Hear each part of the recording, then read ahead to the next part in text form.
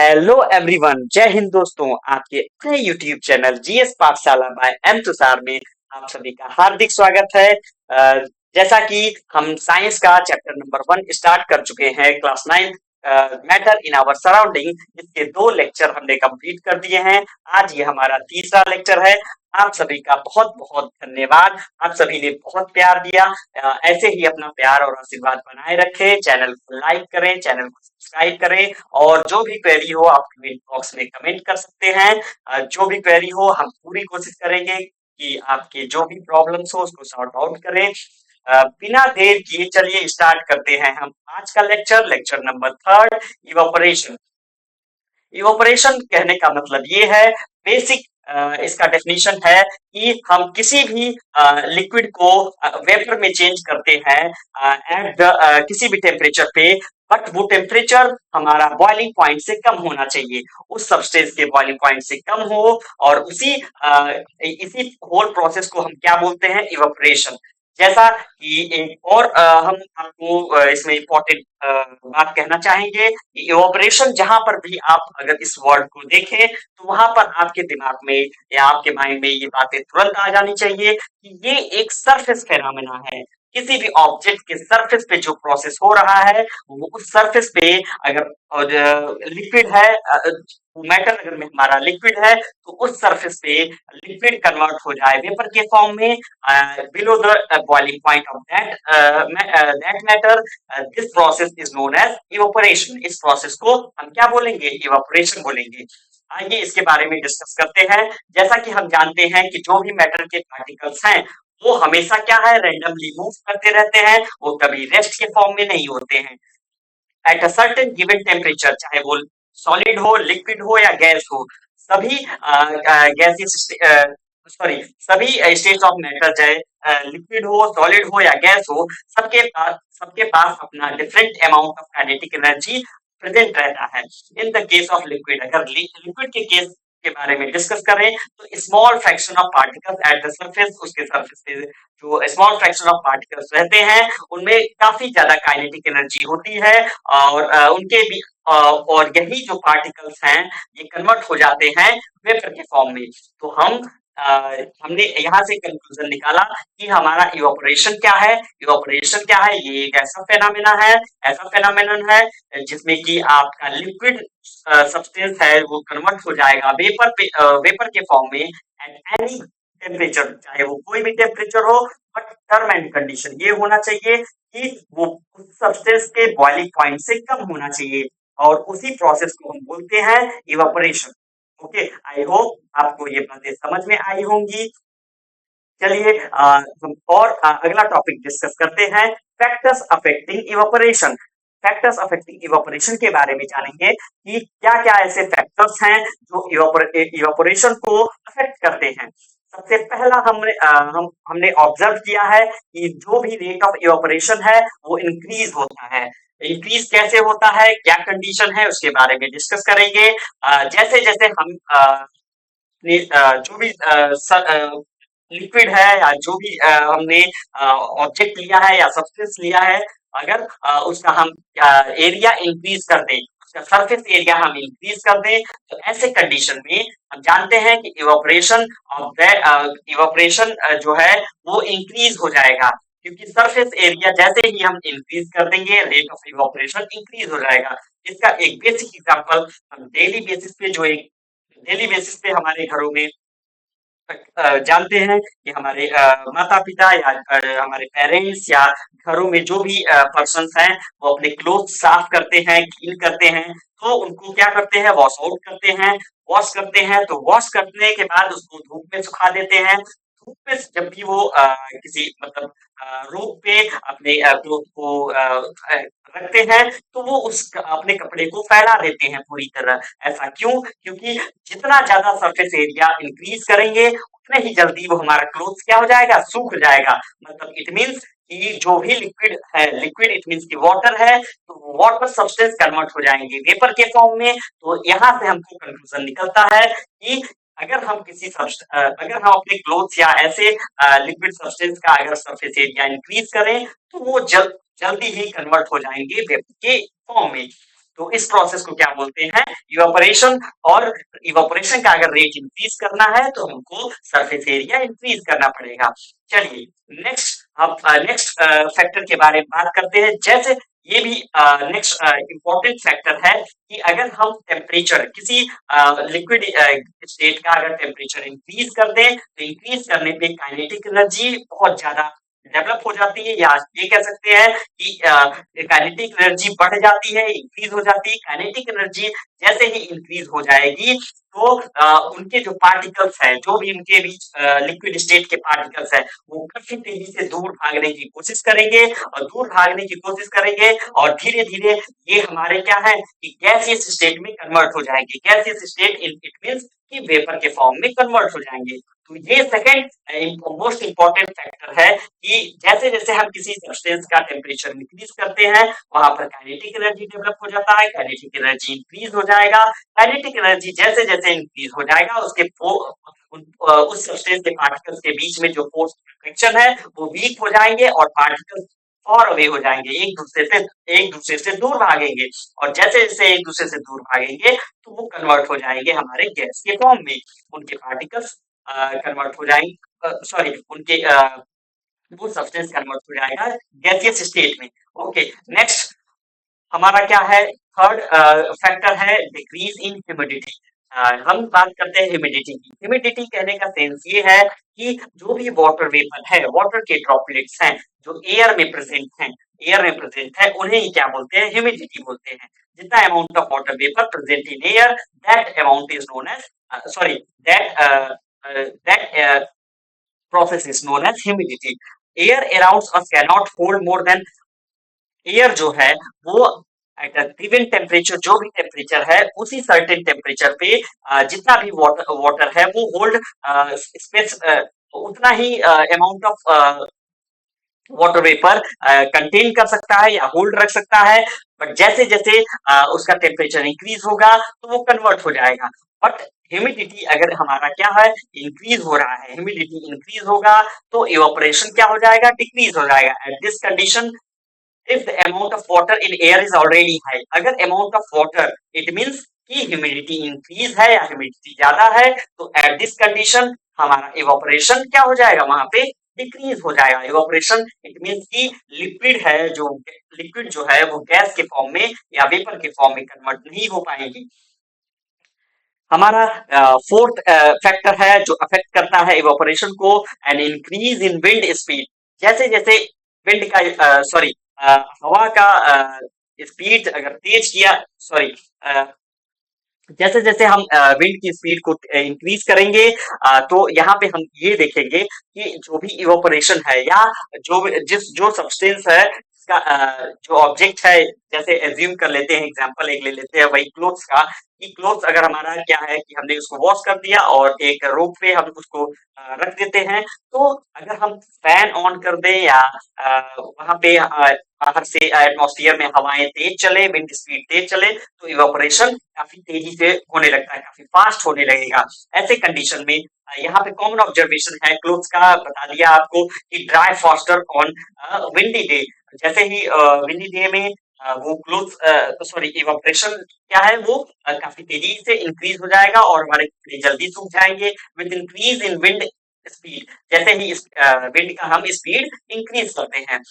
Next topic है how does evaporation cause cooling, कि हमारा जो इवापोरेशन है, इवापोरेशन के थ्रू कूलिंग कैसे होता है, क्या ऐसा पॉसिबल है, कैसे होगा। तो जैसे ही हम एग्जांपल लेते हैं कि कोई ओपन वेसल्स है, कोई ओपन कंटेनर है और उसमें लिक्विड को रख देते हैं, तो धीरे धीरे इवापोरेट होने लगता है due to increase in temperature, या टेम्परेचर के अकॉर्डिंग वो धीरे धीरे इवापोरेशन होने लगेगा उसमें उस सब्सटेंस में या उस लिक्विड स्टेट में। Okay the particles of liquid absorb energy from the surround, जो भी पार्टिकल्स हैं लिक्विड के वो एनर्जी एब्जॉर्ब कर लेंगे सराउंडिंग से टू रीगेन द एनर्जी, जो जो एनर्जी उनकी लॉस्ट हो गई है उसको रीगेन करने के लिए ड्यूरिंग इवापोरेशन।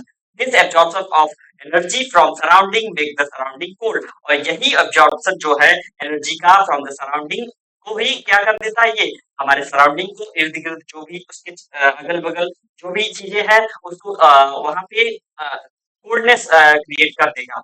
ओके, जैसे हम एग्जांपल एक दे सकते हैं कि अभी आगे हम देखेंगे कि एक अर्दन पॉट है, या ये कह सकते हैं कि आप मटका जानते ही होंगे। सॉरी,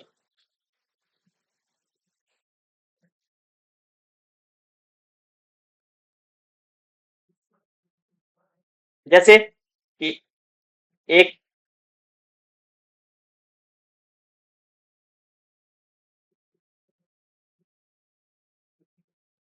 एक पॉट ले लिया। ओके,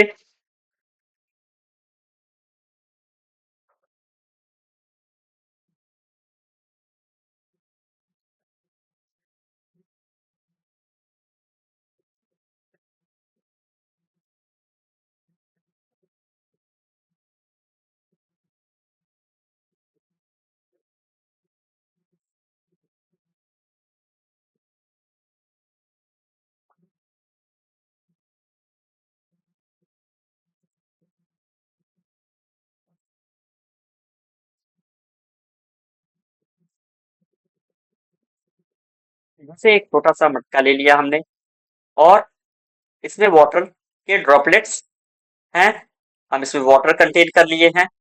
ओके,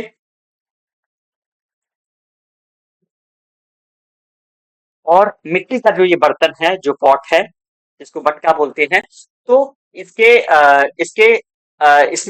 छोटे छोटे पोर्स होते हैं। पोर्स इट मीन्स कह सकते हैं छोटे छोटे छिद्र होते हैं, और उन छिद्र से, जो भी वो छिद्र है, उनसे,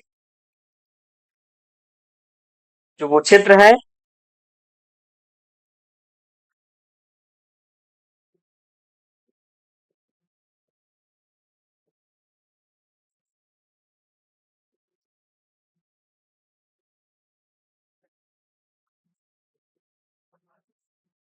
जो ये छोटे छोटे छिद्र हैं, तो इनसे हमारा जो वाटर है, वाटर क्या होता है, बाहर की तरफ हल्का हल्का मूव करता है। और गर्मी के दिनों में जो भी है, बाहर का एटमॉस्फेयर काफी हीट रहता है, हॉट रहता है, और वो हॉटनेस, वो जो टेम्परेचर है, वो हमारे इस कोल्डनेस, इस वाटर की तरफ मूव करेंगे। उनके पार्टिकल्स इधर मूव करेंगे, और इन पार्टिकल्स को, इसके जो सरफेस पे जो भी पार्टिकल्स है, उस पार्टिकल्स को वो क्या कर देंगे, पार्टिकल्स को वो इवोपरेट कर देंगे, वेपर के फॉर्म में चेंज कर देंगे। और जैसे ही इधर का हीट, इधर सराउंडिंग का हीट इस तरफ मूव किया, इस तरफ मूव करेगा, वैसे ही जैसे ही इधर मूव करेंगे, वो पार्टिकल्स क्या हो जाएंगे, वेपर के फॉर्म में कन्वर्ट हो जाएंगे, और वहां का हीट रिमूव हो जाएगा। और जैसे ही उधर का हीट रिमूव हो जाएगा, वो एरिया जो है, वो हमारा जो वाटर है, वो कोल्ड ही रहेगा। उसके इर्द गिर्द जो भी चीजें हैं, वो क्या हो जाएगी, कोल्ड हो जाएंगी, या वहां पे वहां का टेम्परेचर डिक्रीज हो जाएगा, ये कह सकते हैं। इसी वजह से हम क्या कहते, हम लोग गर्मियों के टाइम, या समर टाइम, हम मिट्टी का बर्तन यूज करते हैं, जिसमें हम पानी रखते हैं, और वो पानी क्या रहता है, काफी कूल रहता है। तो यही प्रोसेस है इवापोरेशन की वजह से।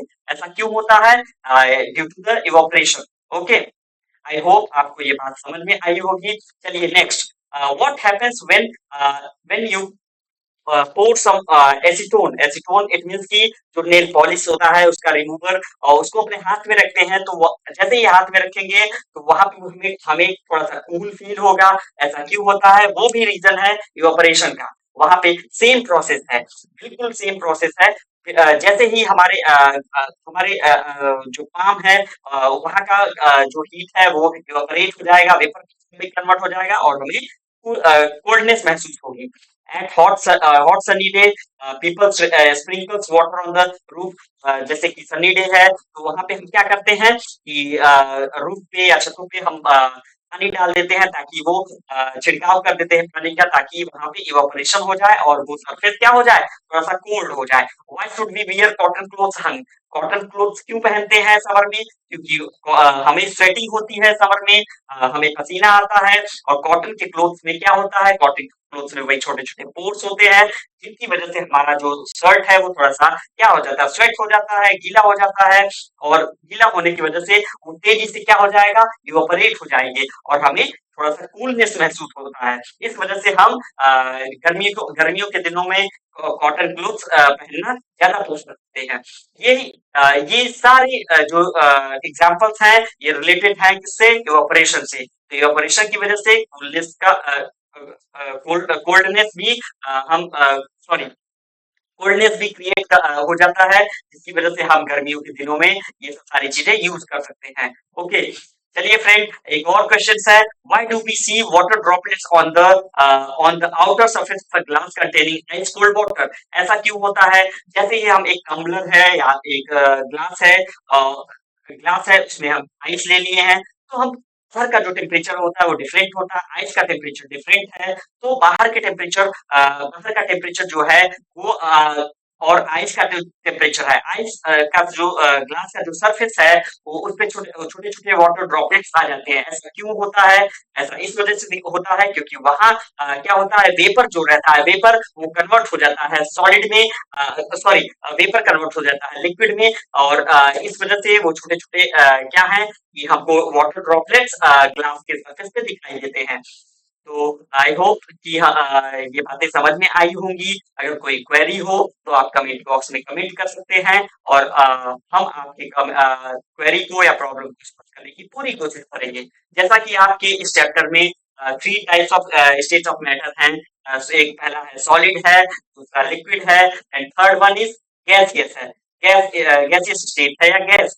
बट आज के मॉडर्न डे में अगर बात करें तो साइंटिस्टों ने 5 types of state of matter बताया है। फर्स्ट वन वही सॉलिड है, सेकंड लिक्विड है, थर्ड गैस है एंड फोर्थ प्लाज्मा है and fifth both Einstein condensate है। तो प्लाज्मा के बारे में डिस्कस थोड़ा सा कर लेते हैं कि प्लाज्मा क्या है। The state consist of super energetic and super excited particles. ऐसा स्टेट जहाँ पे काफी ज्यादा हाईली एनर्जी हो, बहुत हाई अमाउंट ऑफ एनर्जी हो और बहुत एक्साइटेड पार्टिकल्स हो। एक्साइटेड इट मींस काफी तेजी से वो एक सरफेस को छोड़ने की कैपेसिटी रखें। This particles are form of ionised gases. किससे ये फॉर्म हुए हैं? ये आयोनाइज्ड गैसेस से फॉर्म हुए हैं। जैसा कि आजकल हम मार्केट में देखते हैं, फ्लोरोसेंट ट्यूब होता है, नियॉन साइन बल्ब होता है, नियॉन साइन बल्ब जिसमें कि आप हीलियम गैसेस या अदर गैसेस यूज कर सकते हैं। तो ये सब सारी चीजें जिनसे पता चलता है कि जो भी स्टेट ऑफ मैटर है वो एक ये प्लाज्मा स्टेट ऑफ मैटर है, कहलाते हैं गैसेस गेट्स आयनाइज्ड। यहाँ पे गैस क्या होती है? आयनाइज्ड हो जाती है और gets charge with electric energy flow through it. जैसे ही हम इलेक्ट्रिक करंट ऑन करेंगे तो यहाँ पे क्या हो जाएगा, यहाँ पे वो काफी तेजी से गैसेस चार्ज हो जाती हैं और दिस चार्जिंग क्रिएट प्लाज्मा। और ये चार्जिंग क्या क्रिएट कर जाती है? Plasma glowing inside inside the tube और बल्ब। जो भी ट्यूब है हमारा, ट्यूबलाइट है या बल्ब है, तो उसमें ये ग्लो करने लगते हैं। तो इससे पता चलता है कि ये सब्सटेंस जो है वो क्या कंटेन करता है? प्लाज्मा स्टेट कंटेन करता है। और मेनली नेचुरली अगर बात करें तो नेचुरली बात करें तो sun and the stars glow because the presence of plasma in there. इनमें क्या प्रेजेंट है? प्लाज्मा प्रेजेंट है। Plasma is created in stars because it's at a very high temperature. किस टेम्परेचर पे? बहुत ही हाई टेम्परेचर पे प्लाज्मा क्रिएट होता है। चलिए, नेक्स्ट हमारा फिफ्थ स्टेट ऑफ मैटर है जहाँ पे डिस्कस करते हैं। हमारे सत्येंद्रनाथ बोस बोस जी है और अल्बर्ट आइंस्टीन, इन दोनों साइंटिस्टों ने मिलकर इस स्टेट के बारे में डिस्कवर किया है और इसको बोस आइंस्टीन कंडेंसेट बोलते हैं। शॉर्ट फॉर्म में बीईसी बोला जाता है। इसमें क्या होता है कि आप जो भी गैसेस हैं उनको बहुत ही एक्सट्रीमली लो डेंसिटी पे कूल कर दिया जाता है और ऐसे कंडीशन में वो क्या होता है कि बहुत ही उसको हम बोल सकते हैं कि सुपर लो टेम्परेचर। ये टेम्परेचर कैसा होता है? काफी लो, बहुत ज्यादा एक्सट्रीमली कह सकते हैं, लो टेम्परेचर होता है और इससे हमारा फिफ्थ स्टेट ऑफ मैटर का फॉर्मेशन होता है जिसको बीईसी बोला जाता है, Bose Einstein condensate. I hope कि आपको ये बातें समझ में आई होंगी। वैसे ये फोर्थ और फिफ्थ जो स्टेट ऑफ मैटर है वो आपके सिलेबस में नहीं है, बस इसके बारे में थोड़ा बहुत जानकारी आपको दे दिया गया है। नेक्स्ट हमारा ये चैप्टर फिनिश होता है, कंप्लीट होता है और यहीं पे हम इस चैप्टर का दी एंड करते हैं। दी एंड करने से पहले यहाँ पर कुछ क्वांटिटी है उसके बारे में आपसे डिस्कस कर लेते हैं कि क्वांटिटी जो टेम्परेचर है उसका यूनिट यूनिट होता है उसको किस यूनिट में मेजर किया जाता है, केल्विन में, इसका सिंबल के है। लेंथ का मीटर है जिसका सिंबल स्मॉल एम है। मास का किलोग्राम है इसका सिंबल केजी है। वेट का न्यूटन होता है इसको एन से डिनोट करते हैं। वॉल्यूम का क्यूबिक मीटर होता है, एम क्यूब से डिनोट करते हैं। डेंसिटी का किलोग्राम पर क्यूबिक मीटर है तो केजी पर मीटर क्यूब लिखते हैं। प्रेशर का जो यूनिट है वो पास्कल होता है। तो हमारा चैप्टर आज यहीं पर समाप्त होता है और आप सभी का बहुत बहुत धन्यवाद। अगर आपको मेरी बात समझ में आई हो या ये चैप्टर पसंद आया हो तो आप चैनल को लाइक और सब्सक्राइब करना बिल्कुल मत भूलिए। हमारे चैनल को सपोर्ट करिए और आप और जो भी क्वेरी हो आप कमेंट बॉक्स में कमेंट कर सकते हैं। इससे अगला जो लेक्चर हम बनाएंगे उसमें इस चैप्टर के सारे क्वेश्चंस आंसर्स कंप्लीट करेंगे। जो भी एक्सरसाइज के क्वेश्चंस हैं और भी जो क्वेश्चंस हैं उसको मैं अगले लेक्चर में कंप्लीट करूंगा। आप सभी का बहुत बहुत धन्यवाद। Thank you very much.